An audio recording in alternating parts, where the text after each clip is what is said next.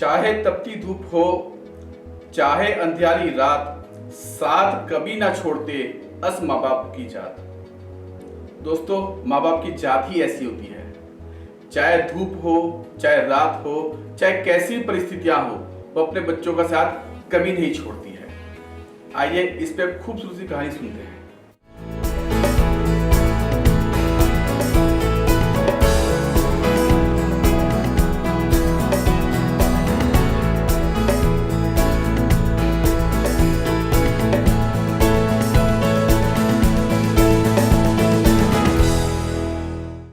दोस्तों, ये घटना बॉम्बे की है।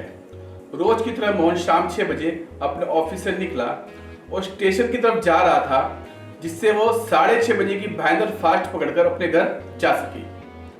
तभी रास्ते में उसके दोस्त का फोन आया कि मुझे फाउंटेन के पास कुछ काम है। मोहन उसके बगल में पार्किंग की एक रैलिंग पर बैठा उसका इंतजार करने लगा। तभी मोटा चश्मा, गंदे कपड़े पहने एक 70 से 75 वर्षीय व्यक्ति मोहन के पास आया और पैर पकड़ लिए और कहा, सर, मुझे भूख लगी है। वह भिखारी नहीं लग रहा था और ना ही उसे भीख मांगने की आदत थी। मोहन रेलिंग से नीचे आया। मोहन को इस व्यक्ति को देखकर शर्म आ रही थी। मोहन ने कहा, चाचा, भूखे हो? फिर मोहन ने अपनी जेब में हाथ डाला, 50 का नोट निकाला और उसको दे दिया। उसने तुरंत पैसे वापस कर दिए और कहा, मुझे इतने सारे नहीं चाहिए, मुझे कुछ खाने को दे दो। मोहन गया और समोसे ले आया। चाचा वहीं नीचे बैठकर समोसे खाने लगे। मोहन ने पूछा, चाचा, कहां से आ रहे हो? कहां जा रहे हो? क्या आप किसी को ढूंढ रहे हो? उसने जवाब दिया, मैं पुणे के पास एक गांव से आता हूं। मेरा बेटा यही एक बड़ी कंपनी में इंजीनियर है। उसने 2 साल पहले मुंबई में शादी की थी। उसकी पढ़ी लिखी पत्नी को हमारे गांव वालों के साथ रहना पसंद नहीं है, इसलिए लड़का पिछले 2 साल से उसके साथ अलग रह रहा है। एक दिन हमारे पास उसका फोन आया कि उसे अमेरिका में नौकरी मिल गई है।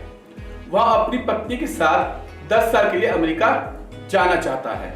मैं साल में एक बार मुंबई में उनसे मिलने आता था, लेकिन अब वो इतनी दूर जा रहा है तो सोचा उससे मैं एक बार मिल लेता हूँ। 10 साल बाद पता नहीं मेरा जीवन होगा या नहीं होगा। मैंने पड़ोसी से पैसे उधार लेकर टिकट का इंतजाम किया। मेरे पास अब पैसे नहीं है। मैं मुंबई में 2 दिन से घूम रहा हूँ, लेकिन लोग कहते हैं कि फाउंटेन के पास कोई हवाई अड्डा नहीं है, वो अंधेरी में है। लेकिन मेरे बेटे ने मुझे यह पता दिया है। यह कहकर उसने अपनी जेब से कागज का टुकड़ा निकाला और कहा, यह मेरा मोबाइल भी खराब हो गया लगता है। मेरे बेटे का 2 दिनों से कोई फोन नहीं आया है। मोहन ने कहा, आप फोन करके क्यों नहीं पूछते? तो उसने कहा, मुझे नहीं पता कैसे कॉल करना है। मोहन ने उसका फोन लिया और आई हुई कॉलों को देखना शुरू किया और देखा 2 दिन पहले आए एकमात्र नंबर पर कॉल किया, जो फोन कट गया। मोहन ने बार बार कॉल किया, लेकिन परिणाम वही रहा। अंत में उसने कागज का टुकड़ा लिया और पता पढ़ा। पता लिखा था उसके ऊपर, अंतरराष्ट्रीय हवाई अड्डा, फाउंटेन फोर्ट, मुंबई। मोहन को एहसास हुआ कि उसने अपने माता पिता से बचने के लिए गलत पता लिखा था और अब वह फोन उठाने से बच रहा था। मोहन ने महसूस किया कि उसका विमान जिस दिशा में गया था उसके लौटने की संभावना बहुत कम थी, या उनका बेटा मुंबई में रहता है लेकिन अपने पिता से मिलना नहीं चाहता, वो उनसे बचना चाहता है। मोहन समझ गया कि वह अपने बेटे की अपेक्षा को नहीं समझ पा रहा है, या उसका मन यह मानने को तैयार नहीं है कि उसका बेटा उसकी उपेक्षा कर रहा है। मोहन ने कहा, चाचा, प्लेन अब तो निकल ही गया होगा, तुम वापस अपने घर जाओ, चाची तुम्हारा इंतजार कर रही होगी। उसके हाथ में एक पुराना बैग था जो एक डिब्बे की तरह लग रहा था।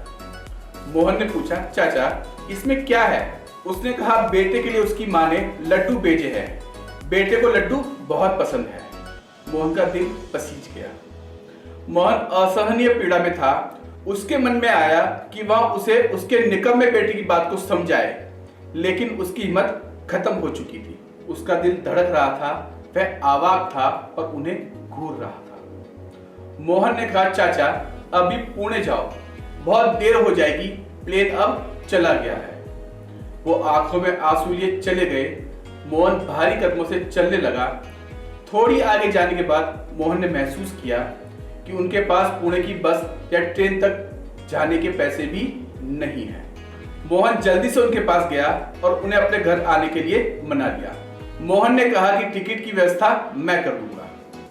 मोहन उस रात देर तक नहीं सो सका। बगल के कमरे में चाचा का भी यही हाल था। मोहन के दिमाग में एक विचार आया कि बूढ़ा अपने बेटे के लिए लाए डिब्बे में से लड्डू का एक टुकड़ा भी नहीं खा सकता था, लेकिन लड्डू को मां ने अपने बेटे के लिए बनाया था और क्या पिता थोड़ा खा सकता है। अगले दिन मोहन ने उसे पुणे जाने वाली ट्रेन में बिठाया। जब वह घर आया तो उसकी पत्नी ने कहा कि वह चाचा लड्डू के डिब्बे को भूल गए हैं। मोहन ने कहा, चाचा भूले नहीं हैं, जानबूझकर हम दोनों के लिए रख गए हैं। तो दोस्तों, अंत में यही कहना चाहूंगा, छलिया यह संसार है, पकड़ छोड़ दे हाथ, छोड़ते ना माँ बाप है, रहे अंत तक साथ। तो दोस्तों, हमें अपने माँ बाप का ध्यान रखना चाहिए। आजकल यही चल रहा है सारा का सारा।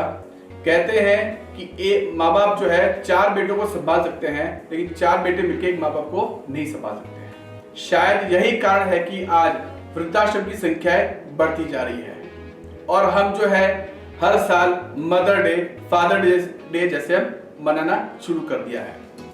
हम ऐसी स्थिति ही क्यों आने दी यहाँ पर जो है। धन्यवाद।